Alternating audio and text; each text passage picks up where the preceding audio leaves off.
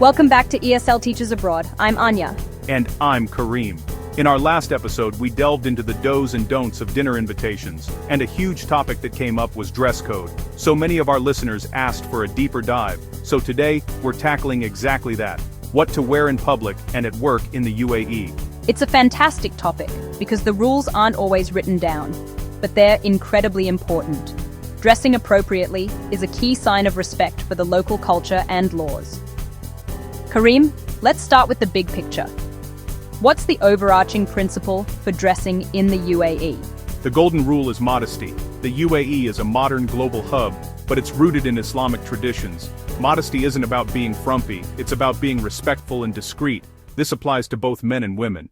Let's break it down, starting with public spaces. We're talking about malls, souks, public beaches, and just walking down the street. Right.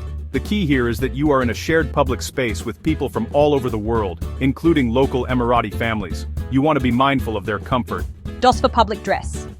Do cover your shoulders and knees. This is the most fundamental rule. For women, tunics with trousers, maxi dresses, or long skirts are perfect. For men, knee-length shorts are generally acceptable in places like Dubai, but full-length trousers are always a safer, more respectful bet. Do opt for loose-fitting clothing.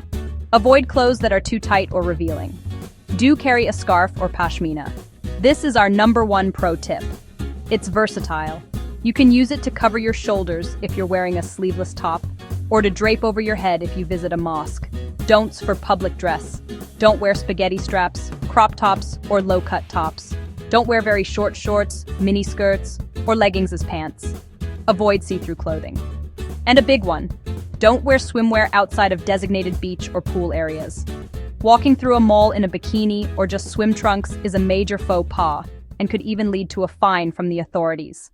That's a crucial point. The beach is for beachwear, but the second you step into a beachfront cafe or a mall, you need to cover up. Now let's talk about the workplace. This is where it gets a bit more nuanced.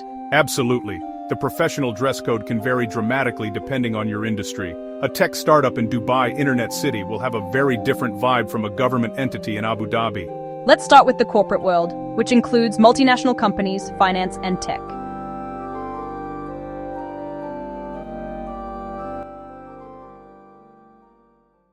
For men, standard international business attire is the norm. Think suits or, at a minimum, tailored trousers with a collared shirt and dress shoes. A tie might be necessary for important meetings. Even on casual Fridays, avoid ripped jeans, shorts, or graphic t-shirts.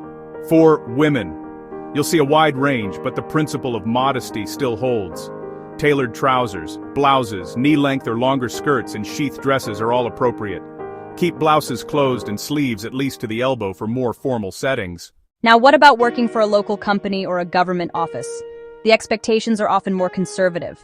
Yes, here you should definitely lean towards a more conservative and polished look. You will rarely, if ever, see men in shorts. It's long trousers, collared shirts, and often a suit jacket. The overall appearance is very professional. The modesty rules are emphasized. Sheath dresses should be worn with a blazer. Skirts should be well below the knee. Sleeveless tops are generally not appropriate. Many women, including foreigners, choose to wear an abaya, the long black cloak, over their work clothes, not out of obligation, but as a sign of cultural integration and respect, especially in government roles. That's a really insightful point. Wearing an abaya in that context can be a powerful gesture of respect. Are there any other specific items that are considered unprofessional? Generally, avoid anything too flashy, overly casual, or revealing. That means no loud patterns for important meetings, no open-toed sandals for men, and for women, keeping makeup and jewelry elegant rather than extravagant. So to summarize, Kareem, what's your final piece of advice for someone packing their bags or planning their work wardrobe? My advice is to observe and adapt. When you first arrive, err on the side of caution. Dress more conservatively than you might back home. Look at what senior, respected people in your office are wearing and follow their lead. Remember, dressing respectfully opens doors. It shows you've made an effort to understand and honor the culture you're in. It's about context. What you wear to a 5-star hotel's nightclub is not what you wear to the Grand Mosque in Abu Dhabi or to your government office.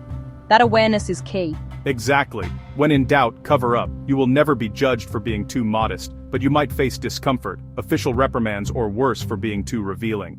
Fantastic advice as always, Kareem. Thank you for helping us navigate this so clearly. My pleasure, Anya. And thank you for listening.